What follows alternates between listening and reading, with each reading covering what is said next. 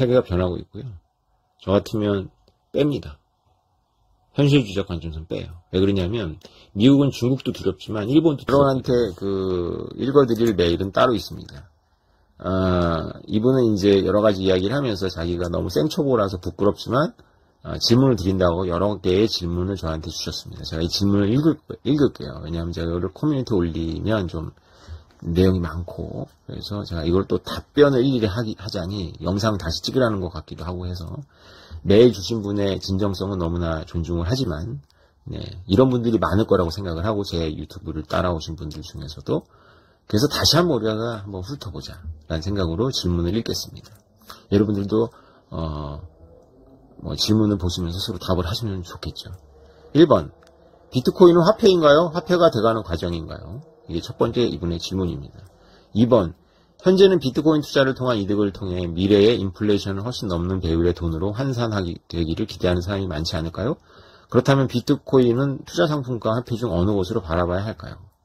3번, 비트코인이 화폐라면 혹은 된다면 각국의 통화처럼 한 통화로 간주되어야 하나요? 아니면 달러와 같은 기축 통화로 간주되어야 하나요? 4번, 비트코인이 화폐라면 지금의 변동성을 어떻게 설명이 가능한가요? 비트코인의 가격이 높을 때 다시 떨어질 수 있을 불안감에 비트코인을 거래할 수 있을까요? 오를 때까지 보유하게 되지만 그 기간 동안 보유한 비트코인 유동성이 없어져 거래에 있어 제약이 오지 않을까요? 5번, 옙섬의 돌들이나 전통적으로 이용되었던 금들이 지금 비트코인과 같은 변동성을 가졌다면 화폐로서 가치를 가질 수 있었을까요? 6번, 비트코인은 자동차, 스마트폰과 같은 기술인가요? 현 시대 기술의 도움을 받아 태생한 현상인가요? 현상이라면 이더리움이나 여러 하드포크된 코인들도 발전된 기술이 아니라 현상에 대한 경험을 통해 나오는 다양한 개선 작업이 아닐까요? 진보가 되든 퇴보가 되든 그래서 지금의 비트코인도 나중에 어떠한 최종적 목표, 그 목표 또한 개선이 필요한을 가지기 위한 현상이지 않을까요? 옙섬의 돌들이나 금도 화폐로서 가치를 공유하기 전까지 다른 종류의 수많은 시도와 개선이 있었지 않았을까 싶습니다. 6번, 2차 세계대전 이후 미국이 중심이 되어 자유주의 세계 질서를 유지시켜 인류 역사상 유례가 없는 평화의 시기가 도래하고 그 짧은 시간에 전례 없는 발전도 이루어 혜택을 누리는 인구가 상대적으로 많은 것처럼 중앙집권적 화폐체계도 실이 많겠지만 그것이 가지는 득으로 인류가 혜택을 받지 않았을까요? 화폐의 탈중앙화와 우리가 가야 하는 목표여야 할까요? 아니면 아직도 정확한 정답이 없는 이상향을 향해 나아가면서 생겨나고 없어지는 사상이나 체계와 같은 것일까요? 7번, 대청봉 코인은 계몽을 위한 기획인지 또 다른 비트코인이 되기 위한 것인지 금채굴장 근처에서 장비나 작업복을 팔아 채굴자보다 더 큰 이익을 얻었던 형태와 같은 것인가요? 제 수준에는 작가님 방송의 내용을 이해 못하는 분이 너무 많습니다. 머릿속에 떠오르는 수많은 궁금증 중 맥락도 없지만 나름 정리해서 문의해봅니다. 저도 식견이 짧아 영일이와 같은 사고를 하고 있지 않나 싶기도 합니다. 제가 작가님의 의도를 알지 못하고 이해도 못하지만 그것이 무엇이든 작가님이 하고 계신 일에 행복하기를 바라며 많은 사람들에게도 도움이 되기를 진심으로 응원하겠습니다. 이분은 앞에 제가 서두는 읽지 않았습니다. 이분은 저를 좋아하시는 분이에요. 그리고 지금 이분의 질문을 제가 받으면서 이 머글들이 저를 공격하기 위해서 하는 질문은 아니라는 생각을 했습니다. 질문 주셔서 감사하고요. 너무 본인을 납득시키고 싶으신 거죠, 이분은. 난 너무 이해하고 싶은데, 막히는 거예요, 그죠? 네, 이분의 질문을 어떻게 생각하십니까? 네. 저는 이분이, 트랩에 빠졌다고 생각해요. 사고의 트랩에 빠졌다고 생각하는데, 그것이 이분만의 문제가 아니라 정말로 많은 분들이 이 사고의 트랩에 빠졌어요. 저는 이 사고의 트랩에 빠진 걸 알고 있습니다. 제가 하도 많이 상대를 해서. 정말 꺼내주고 싶은데, 결론부터 말하자면 못 꺼냅니다. 본인이 나오셔야 돼요. 본인이 나오셔야 되는데 어떻게 나와야 될지는 잘 모르겠습니다. 제가 대답을 한다고 나올 수는 없을 거예요. 이분의 질문은 크게 범주와 규범입니다. 범주와 규범. 그러니까 범주. 과연 비트코인이 화폐냐라는 그 범주에 들어가느냐. 오리너구리 문제죠. 오리너구리 문제. 가치가 이렇게 지랄하는데 이게 화폐냐.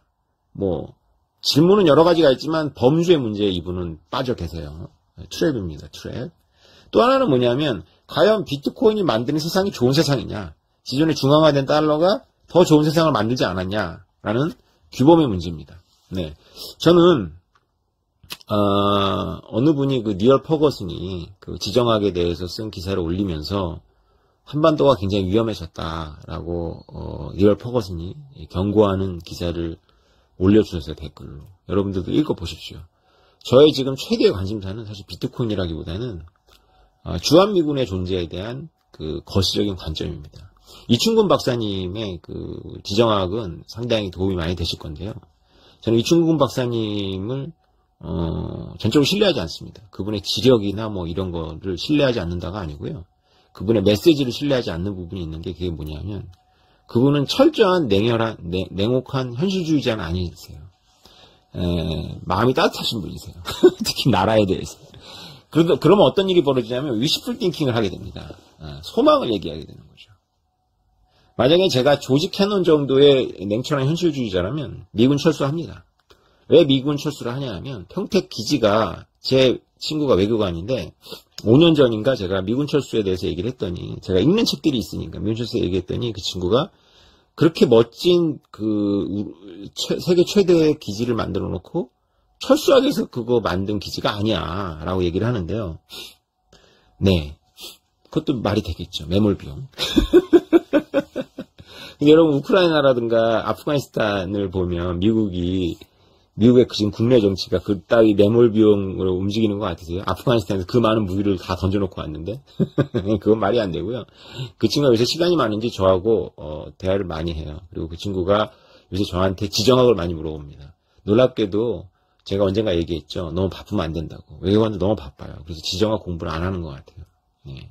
책 읽을 시간이 없는 거죠. 이해가 너무나 됩니다. 세계가 변하고 있고요. 저 같으면 뺍니다. 현실주의적 관점에서 빼요. 왜 그러냐면 미국은 중국도 두렵지만 일본도 두렵거든요. 근데 이충근 박사님은 주한미군은 중국을 견제하기 위한 최고의 그거라고 생각을 하시는데요. 미국이 일본을 두려워한다라는 생각을 안 하시는 것 같아요. 다시 말해서 일본은 미국하고 유일하게 대회전을 했던 나라고요. 미국이 일본하고 싸웠던 미국의 장교들이 쓴 기록에 의하면 일본 군인들은 하나 한 명이 정말로 싸움의 신입니다. 진짜로 그 미군의 그 이미 승기가 넘어갔음에도 불구하고 미군의 기관총 앞에 그냥 그 일본도를 들고 달려옵니다. 그러다 그렇게 계산을 해봤더니 일본 남쪽에 있는 열도 하나씩 점령할 때마다 미국 해병대가 몇백 명씩 죽어야 되는 거죠. 그게 이제 핵폭탄을 쓸 수밖에 없었던 이유 중에 하나입니다. 여러 가지 이유 중에 하나인데요. 노바디라는 영화를 보시면 핵폭탄을 쓴 이유를 여러분들이 아실 수 있는데 그 얘기는 제가 나중에 드리도록 하겠습니다. 근데 왜 주한미군을 빼냐? 주한미군이 제가 또 주은내 얘기를 했지만 그 밀림의 기한에도 나오죠. 그 키신저가 주한미군 영구적이지 않다라고 해서 그 중국하고 대탕들 할 때 그 테이블에 올려놨죠. 근데 주은내가 막았죠. 주은내가 일본 때문에 그렇습니다. 만약에 주한미군을 뺀다면 중국의 동해, 한반도의 서해가 되겠죠. 중국의 동해, 우리나라의 동해, 일본해라고 하는 해역과 일본의 남부 열도, 그 다음에 남진아 해에서의 여러 가지 중국의 지금 이상한 행동들에 대한 가장 대만 문제도 가장 누가 떠안아야 되냐면 일본이 떠안게 됩니다. 일본이 떠안아서 일본과 중국이 에너지를 소진하게 되죠. 그러면 미국은 한동안 바로 중국과 일본 간의 그 첨예한 갈등 때문에 한동안 미국의 서해안은 안전합니다. 미국 입장에서는. 이것이 냉철한, 정말 냉정한, 피도 눈물도 없는 냉정한 관점에서의 현실주의적 관점입니다. 분명히 미국에 이런 스쿨이 있습니다. 그래서 제가 존경하는 우리 외교 전문가분하고 제가 커뮤니케이션을 하면서 하는 거는 만약에 미국이 한반도하고 대만을 포기하지 않는다면 여러 가지 이유 중에 하나가 바로 삼성전자하고 TSMC라고 보시더라고요. 그게 이제 당장은 필요한 거예요. 당장은. 언제까지인지 모르겠지만 반도체.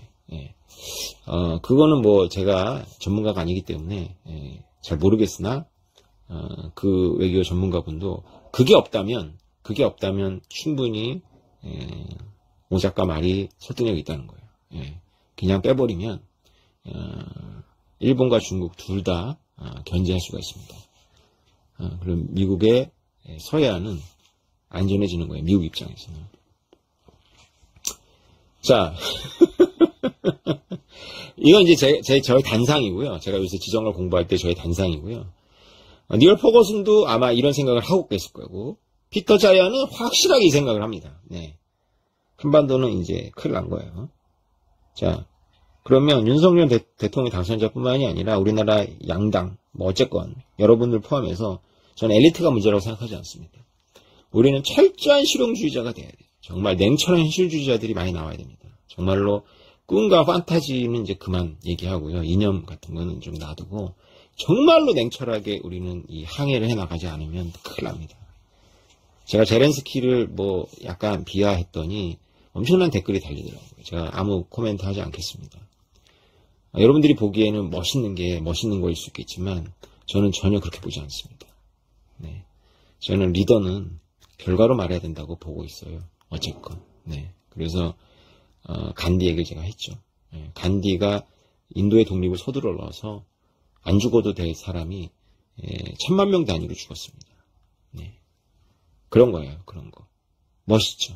멋있습니까?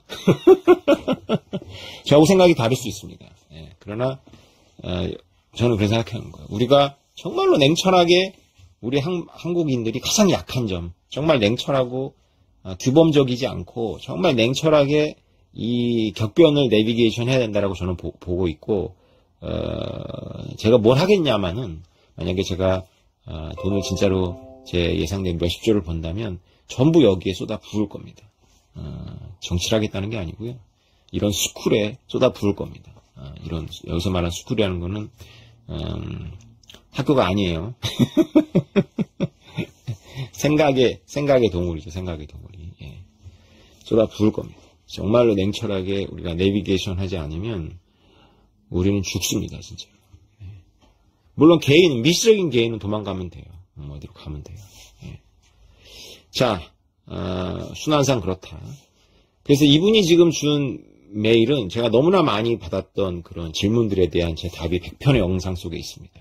왜 범주적으로 사고하면 안 되냐. 그러니까 비트코인, 제가 농담처럼 비트코인은 화폐냐고 묻지 마라. 중요한 거다 이렇게 얘기를 했는데 이분은 계속 비트코인 이런 데도 화폐냐 이런 데도 화폐냐라고 물어보고 있잖아요. 그걸 제가 못 꺼내드립니다. 이 메일 보내신 분 스스로 거기서 빠져나오셔야 돼요. 네. 제가 앱썸과 금이 가격이 이렇게 지랄 맞은지 안 맞은지는 잘 모르겠으나 지랄 맞았을 게 확실합니다.